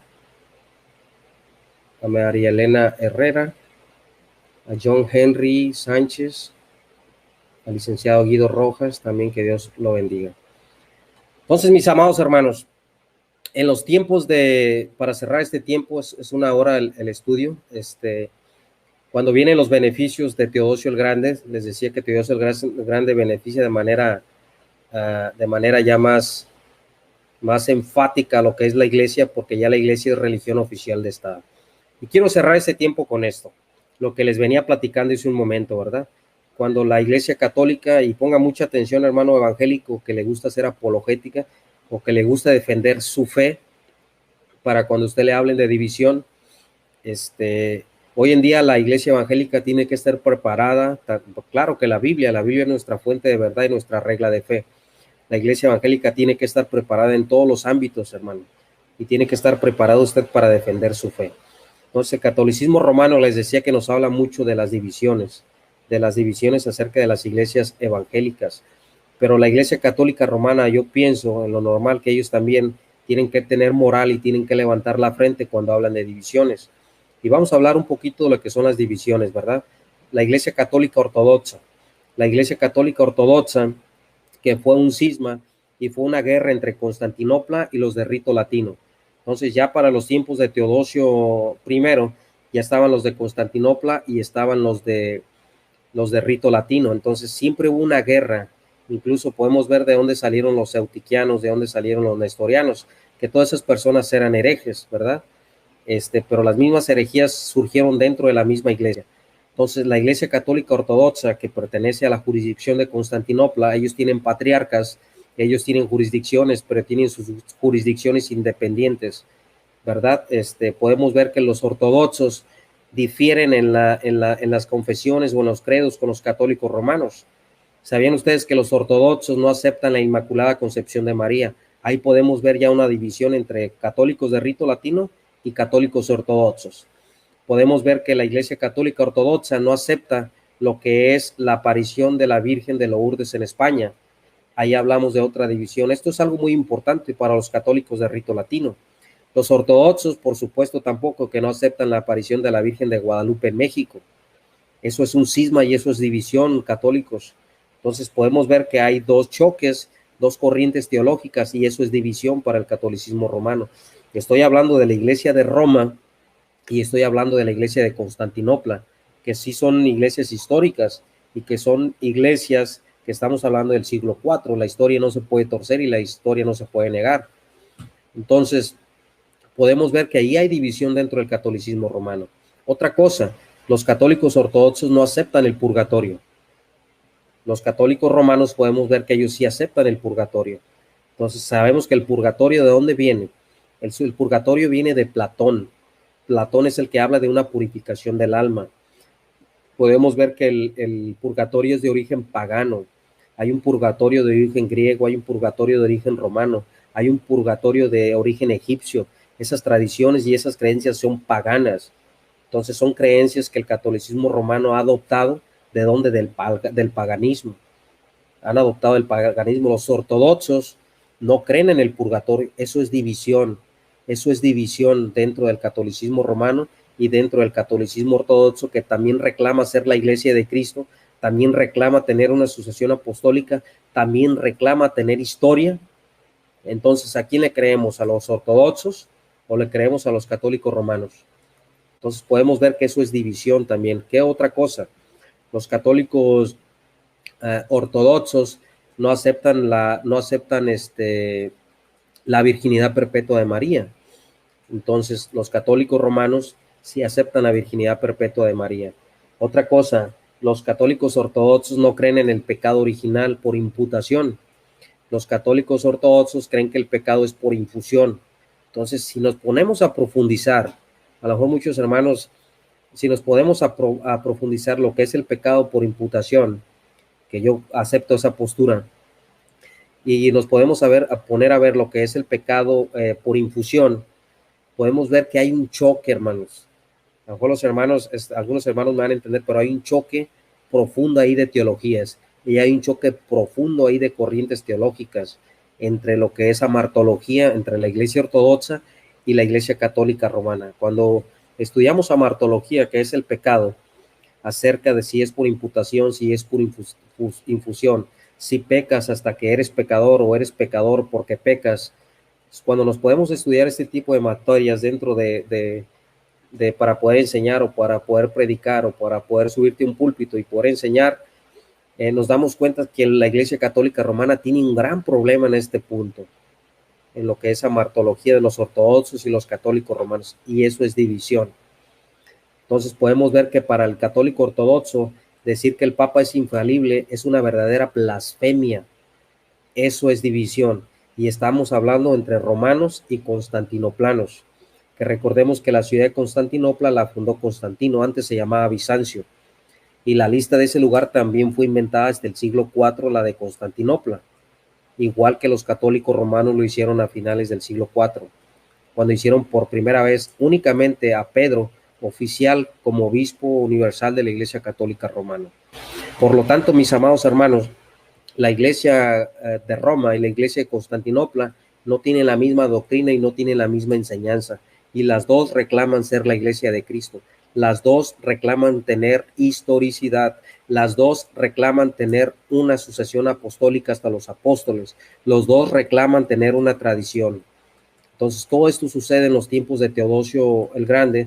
Recordemos que los dogmas de la Iglesia Católica Romana fueron progresivos, todo lo que es la mariología fue progresivo, fue a siglos después de lo que hoy en día estamos hablando, pero podemos ver, mis amados hermanos, que todo esto es histórico y todo esto refuta la posición católica romana. Entonces, la historia no es así como el catolicismo romano lo piensa, ¿verdad? El catolicismo romano ha engañado al mundo y le ha hecho creer al mundo que son la Iglesia de Cristo. ¿Por qué?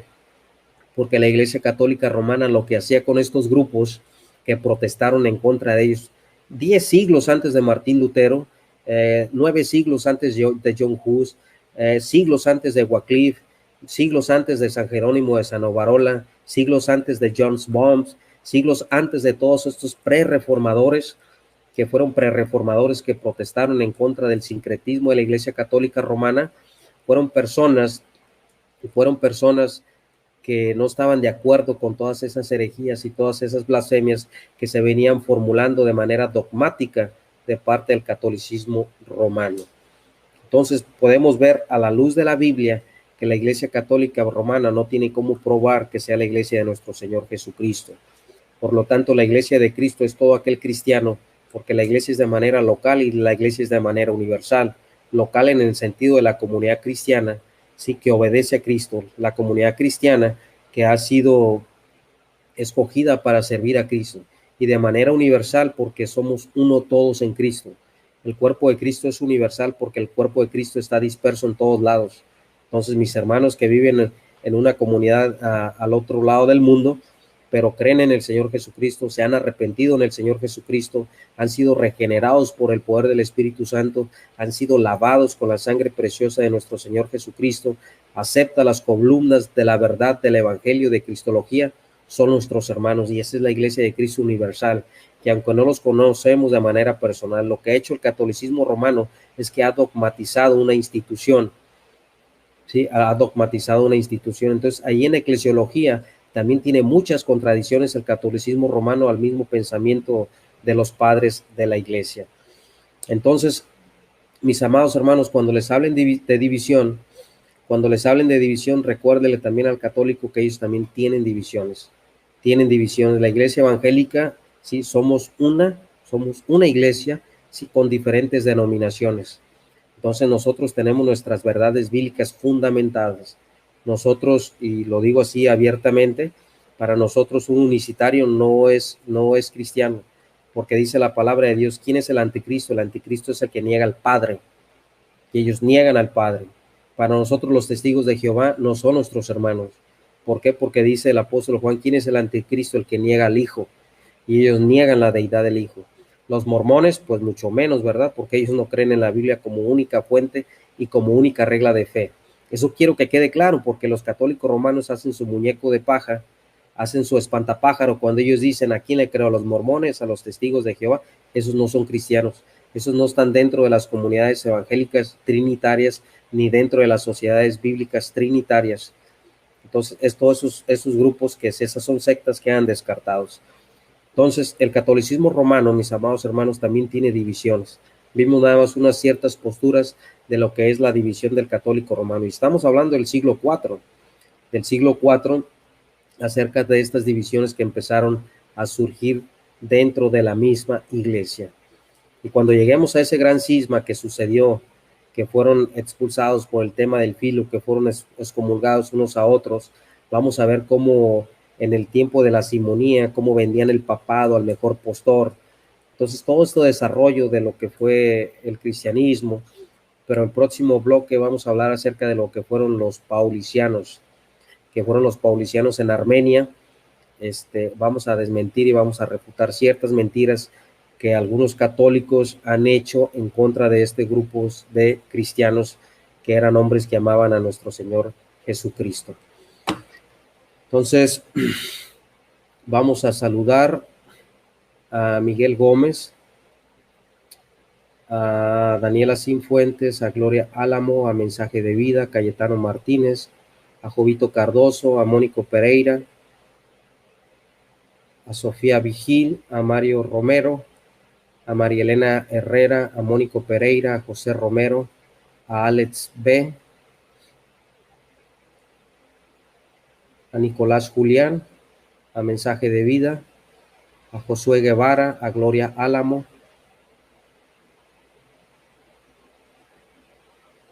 dice Juan Rodríguez que se iban a llamar católicos al programa.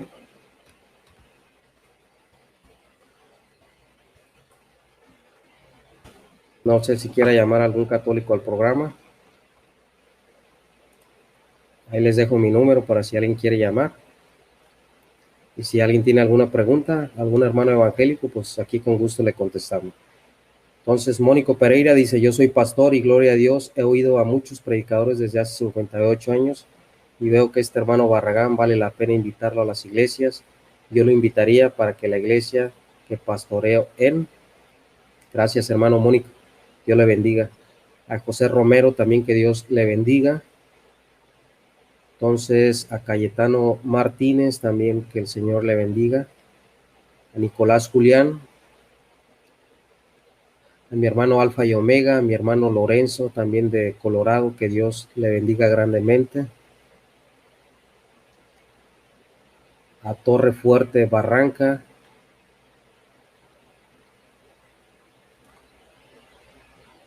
A Cristian Munera también, que Dios lo bendiga. Bueno, mis amados hermanos, estamos entrando a la recta final de este bloque. No, yo creo que mañana no sé si vamos a tener programa, yo por ahí les aviso, pero vamos a estar teniendo esta serie de estudios, hermanos, y vamos a hablar lo que fueron los paulicianos. Es un tema muy importante, es un tema muy interesante para que podamos hablar acerca de lo que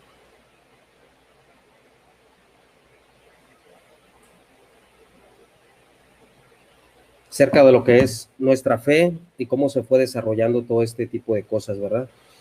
La Iglesia Católica Romana lo que ha hecho siempre, lo que siempre ha hecho acerca de de todos esos grupos que se levantaron, o sea, ¿qué hicieron con San Jerónimo de Sanaovarola? Jerónimo de Sanaovarola era un católico, era un monje, y lo que hicieron fue asesinar a todos sus seguidores y decir que era un hereje, sin derecho a defenderse. Y fue en los tiempos de Rodrigo Borgia. Rodrigo Borgia, pues es uno de los papas más crueles que más ha derramado sangre sobre toda Europa. Un hombre que fue acusado de incesto ante su hija Lucrecia, un hombre que tenía hijos. El papa Rodrigo Borgia fue el encargado de matar a San Jerónimo de Sanaovarola por demandar el papado, por demandar a la Iglesia Católica Romana, por la alza de impuestos, por el diezmo obligatorio, por la pompa y el lujo que vivían los obispos en aquel tiempo. Entonces, el catolicismo romano, mis hermanos, tiene muchísima historia oculta que los curas, como Luis Toro, que sale ahí en las redes sociales, que hoy en día lo aplacaron, pero Luis Toro podemos ver que engañó al mundo de muchísimas maneras, cuando agarraba ahí hermanitos que no estaban preparados, agarraban hermanitos que sabían mucha Biblia, pero Luis Toro maquiavélicamente y astutamente hacía muchas cosas para engañar a las personas. Pero ustedes pueden ver ahí mis videos cuando Luis Toro dice que el Papa Damaso gritó al mundo que era palabra de Dios. Ahí se lo refutamos con historia a Luis Toro y podemos gritar al público que Damaso no hizo ninguna Biblia. Entonces, por eso es muy importante, amados hermanos, que la Iglesia Evangélica esté preparada para defender nuestra fe. Algo que quiero que quede claro es que Constantino no creó la Iglesia Católica. Constantino no hizo la Iglesia Católica. ¿Sí? Lo que yo siempre he dicho es que Constantino contribuye a la apostasía de la Iglesia. El que realmente hace la religión oficial de Estado es Teodosio I o Teodosio el Grande. Hasta ahí nos quedamos hoy en día, hasta Teodosio el Grande, porque la historia es compleja y la historia es muy larga, pero en nuestro próximo bloque, como vayamos avanzando, vamos a ir viendo todas estas discrepancias y vamos a ir viendo todas estas incongruencias por parte del catolicismo romano a través de la historia. También vamos a rescatar las cosas positivas del catolicismo romano, ¿verdad? Yo lo decía personalmente, que el credo niceno para mí está muy bien formulado. El credo niceno, Atanasio, pues muy bien, todas esas personas que defendieron lo que fue la Trinidad de nuestro Dios. Y en este tiempo, mis amados hermanos, de Teodosio I, de Teodosio el Grande, cuando se empieza a desprender y cuando se empieza a desarrollar todo este punto de lo que viene siendo a ver, permítanme un poquito. Bueno. Sí, dígame. Buenas noches. ¿Con quién quiere hablar? Ajá, sus órdenes.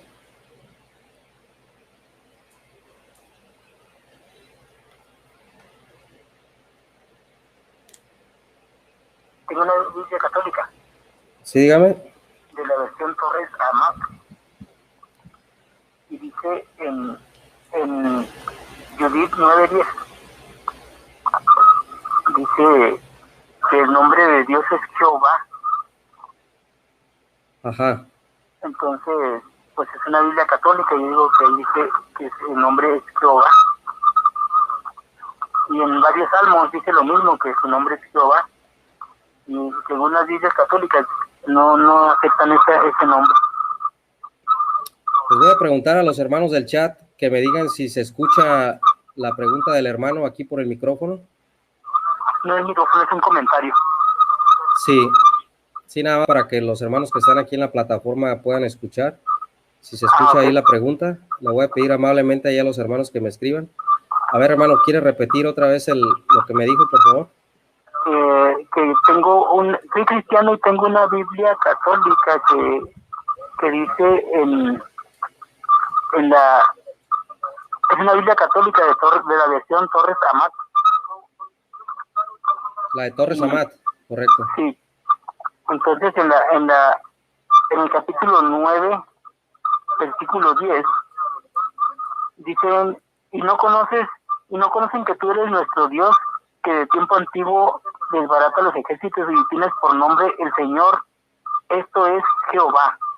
Y se supone que los católicos no aceptan ese nombre como el nombre de Dios, sino que Yahvé, ¿verdad? Ah, ya lo entendí, hermano.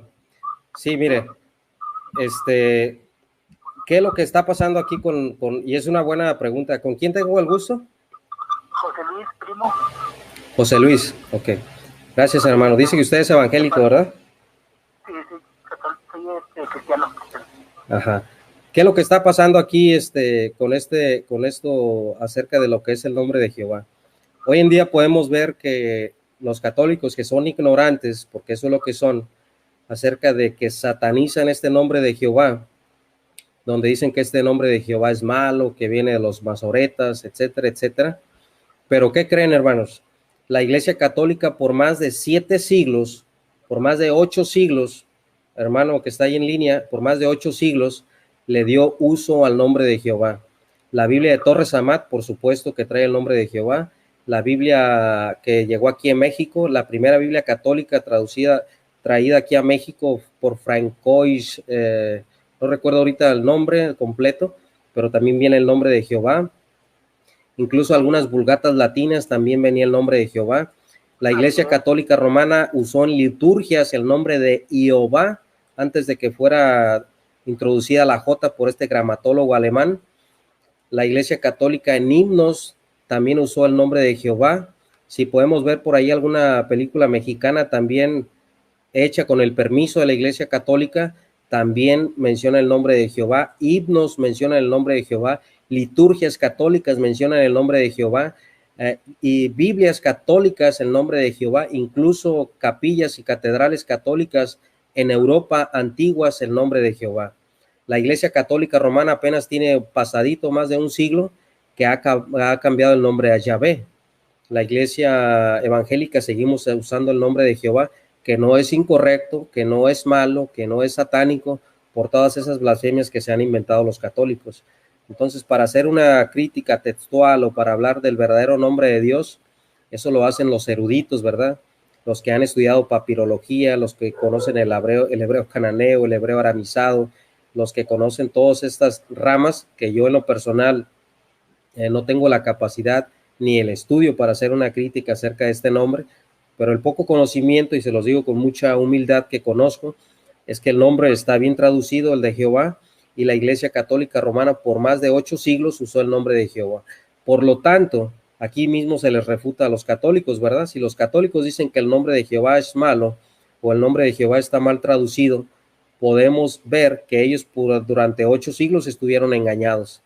Y según ellos, el magisterio de la Iglesia Católica es infalible, y por lo tanto el magisterio de la Iglesia Católica no los puede engañar, por lo tanto se les cae a pedazos esa mentira por parte del catolicismo romano. Pero sí es correcto, hermano, que está ahí en línea la Biblia de Torres Amat. Es una Biblia católica y aparece el nombre de Jehová. Incluso en el libro de los Macabeos, el Macabeo significa, dice aquí que significa mi estandarte es Jehová, algo así. Mi Camocaba es el Jehová. Dice, ¿quién es igual a ti entre los dioses, oh Jehová? Sí, hermano. O sea que el Macabeo, que el libro que tiene este libro, significa ¿cómo dicen? Mi Camocá es Jehová. O sea, ¿quién es igual a ti entre los dioses, oh Jehová? Eso significa Macabeo. Sí, los macabeos, pues bueno, era una familia judía, ¿verdad? Pero con respecto a la traducción de Torres Amat, recordemos que Torres Amat era un sacerdote católico que traduce la Biblia, autorizada por la Iglesia Católica Romana, tiene las licencias de la Iglesia Católica Romana, porque hoy en día los católicos romanos astutamente dicen que la Biblia de Torres Amat no era católica, que era protestante, que por eso dice Jehová, pero eso es mentira. Esa Biblia está aprobada por parte de la Iglesia Católica Romana. Por lo tanto, hermano, que está ahí en la línea, es correcto. O sea, los católicos honestos, los católicos sinceros, porque no todos son igual y no vamos a generalizar, sí han reconocido que la Iglesia Católica durante siglos utilizó el nombre de Jehová dentro de sus liturgias, lo usó dentro de sus Biblias, dentro de algunos himnos, y no tienen problema con gritarlo al mundo. Lo que han dicho es que han perfeccionado el nombre, porque en realidad el nombre, traducirlo correctamente, pues no se puede traducir correctamente por el problema esto de las consonantes, por el problema de las sílabas, que en aquel tiempo el nombre del Señor, el hebreo cananeo que se hablaba en aquel tiempo, pues es un lenguaje que hoy en día no se usa dentro de Israel, ¿verdad? Ni en los tiempos de Jesús, porque ya era un hebreo aramizado más moderno, que ya tenía puntos, que ya tenía comas, que ya tenía espacios, que ya tenía más consonantes, que ya tenía más vocales.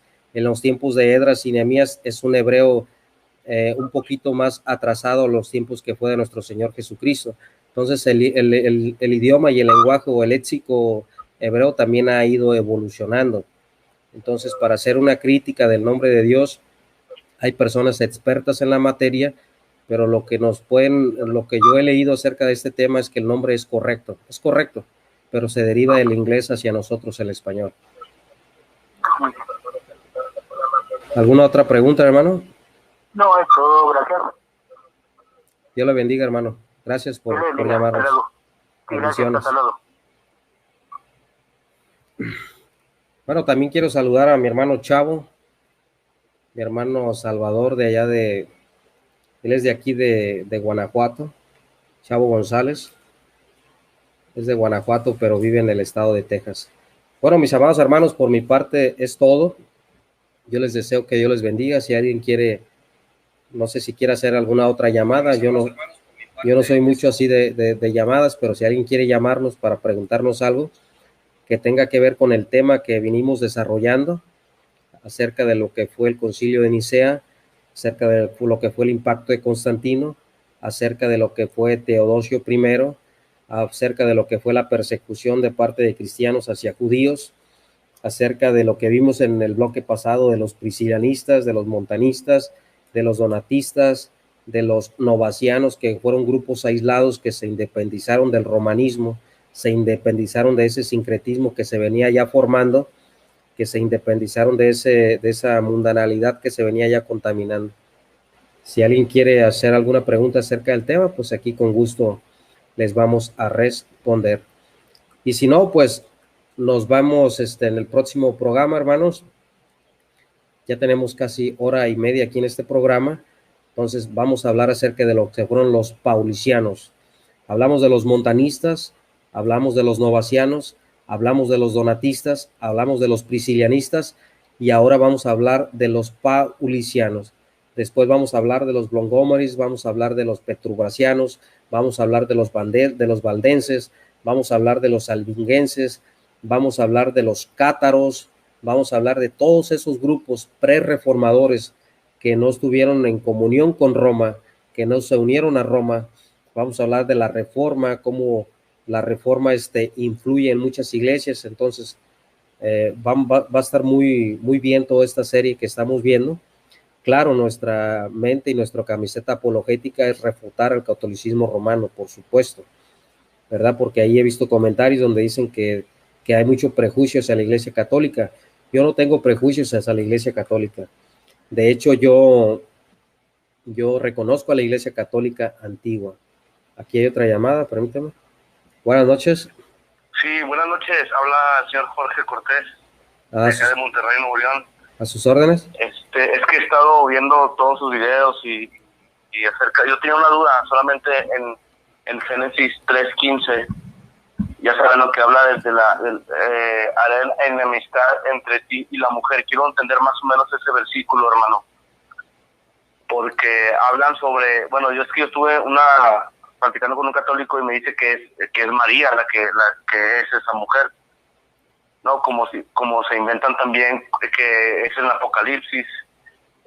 No recuerdo qué versículo que hablan sobre María, que es aquella mujer con las 2 estrellas y así. Pero este versículo es el que quiero entender y no sé si me lo puede explicar, hermano. Ajá. ¿Y cuál es lo que ha escuchado usted de parte de los católicos acerca de Génesis 3:15, que la mujer que va a pisar a la sí, serpiente es María? Sí, lo que yo he escuchado de ellos es de que María es la que está, que siempre va a haber esa enemistad contra Satanás, que por eso supuestamente nosotros que somos usados por el diablo, nosotros somos los que estamos en contra de María, que porque ya estaba escrito desde el principio. Uh-huh. ¿Y la otra fue de Génesis 12? No, la otra es Apocalipsis 12, no sé si es 12:5, hermano, no recuerdo, que es, no tengo aquí la Biblia aquí en la mano, pero Génesis es el que dice que aparece una mujer con 2 estrellas. Allá lo que sé está hablando de Israel, si no me equivoco, pero hablan sobre una mujer. Yo nomás tenía dudas de eso, hermano, del Génesis 3:15. ¿De qué mujer habla? Del Génesis 3:15, sí, hermano, mire. Aquí también tenemos nosotros aquí en nuestra biblioteca, tenemos lo que es la Biblia, tenemos material católico y tenemos lo que es la Biblia comentado por los padres de la iglesia. La Biblia comentada por los padres de la iglesia es una Biblia católica, pero también la usamos nosotros dentro de lo que es la apologética para refutar al catolicismo romano con sus propios documentos. Entonces, esta interpretación de lo que dice la Iglesia Católica, que la mujer, en este caso, es María, incluso ellos hacen muchas afirmaciones gratuitas, ¿verdad? No sé si usted ha escuchado hablar acerca cuando dicen que sin María no hay salvación, por eso ellos ponen a María como coredentora, por eso ellos usan tantas cosas o tantas paráfrasis para conectar a María con lo que es la salvación. Y tantas cosas, hermano, que se han dicho acerca de lo que es Génesis 3:15. Entonces, el libro de Génesis 3:15, hermano, se lo voy a leer, lo que dice, para que lo podamos entender. Dice, y pondré enemistad entre ti y la mujer, y entre tu simiente y la simiente suya. Esta te herirá en la cabeza, y tú le herirás en el calcañar. Este versículo, hermano, ¿con quién tengo el gusto, perdón? Jorge Cortés. Jorge Cortés. Este versículo de Génesis 3:15 se enfoca aquí podemos ver, hermano, que este versículo se va a enfocar en lo que es en Satanás. Entonces se enfoca en Satanás mismo, no en la Virgen, ¿verdad? Este versículo se le conoce como el protoevangelio por algunos eruditos, es decir, como el primer evangelio que está hablando de lo que va a ser de la derrota de Satanás por parte de nuestro Señor Jesucristo. Este versículo predice, hermano, lo que es la hostilidad, lo que es la perpetua entre Satanás y la mujer. Entonces, aquí es donde se va a representar lo que es la raza humana, entre la simiente de Satanás y la simiente de la mujer. La simiente de la mujer representando a la raza humana.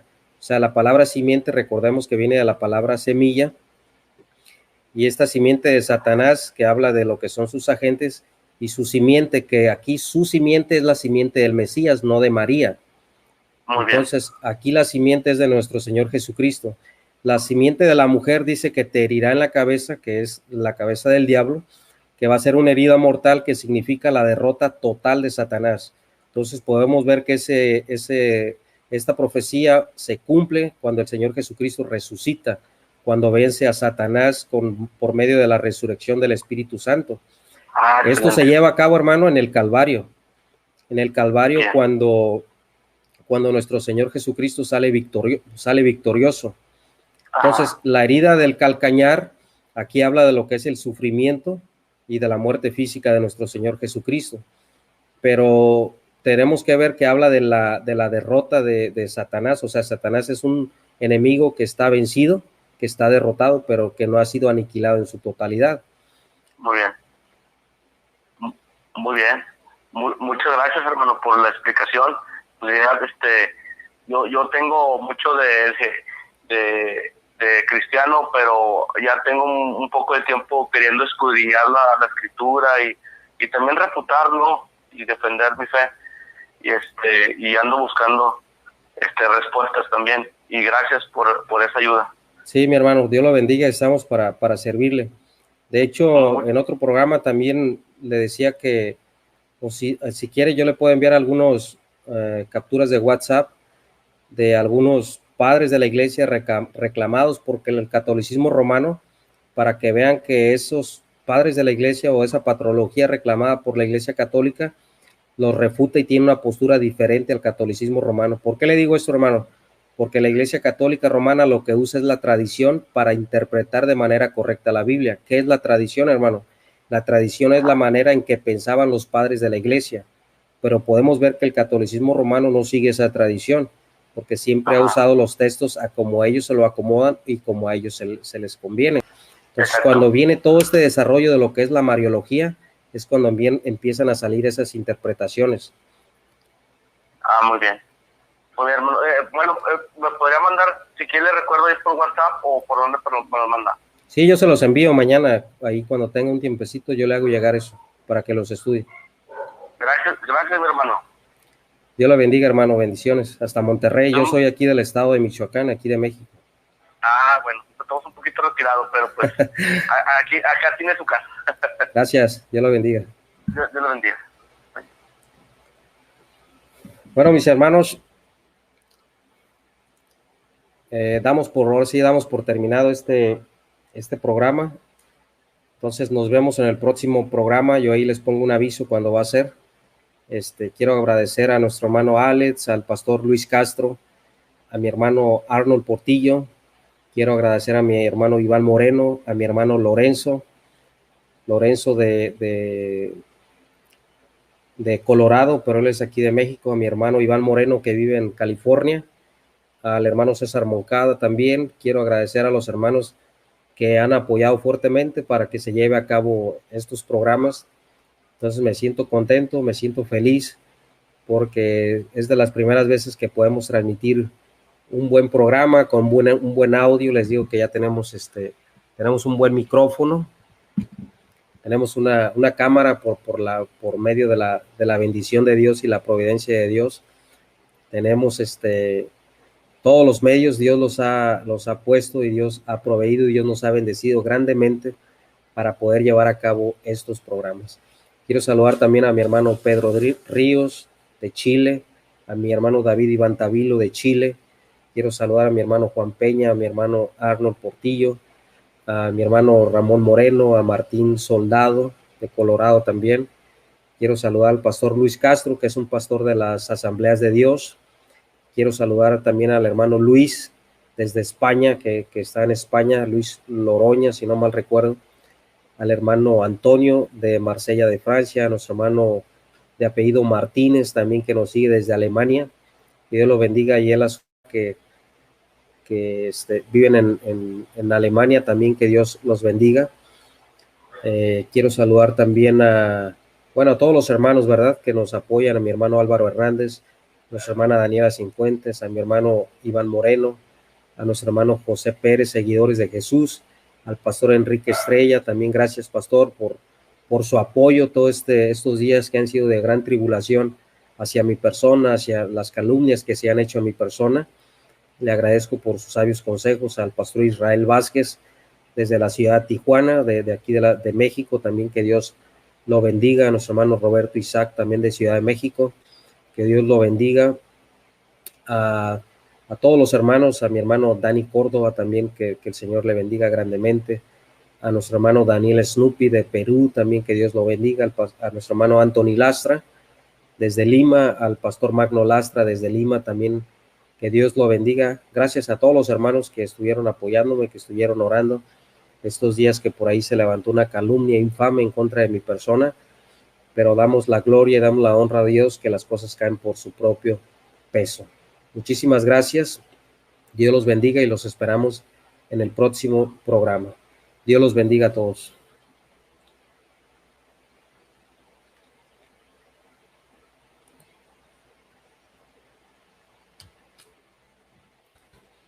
Antes de terminar, mis hermanos, les recuerdo que apoyen el canal, suscríbase, denle like y comparte el video si le gustó el video, si le interesa y si cree que pueda ser de bendición para otros hermanos, para otros pastores, para otras iglesias.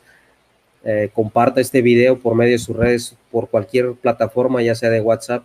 También quiero mandar un saludo fuertemente a mi hermano Joel Moody, al pastor Luis, a nuestro hermano Luis Coelho, a mi hermano Joel Moody, que ha apoyado mucho este canal también, se me pasaba. Que Dios lo bendiga. A mi hermana Elina Rivera también se me pasaba, su hermana Elina Rivera en Las Vegas, a su esposo, al pastor, también, que ha apoyado y que ha contribuido para que todo esto se lleve a cabo. Que Dios la bendiga grandemente. Muchísimas gracias.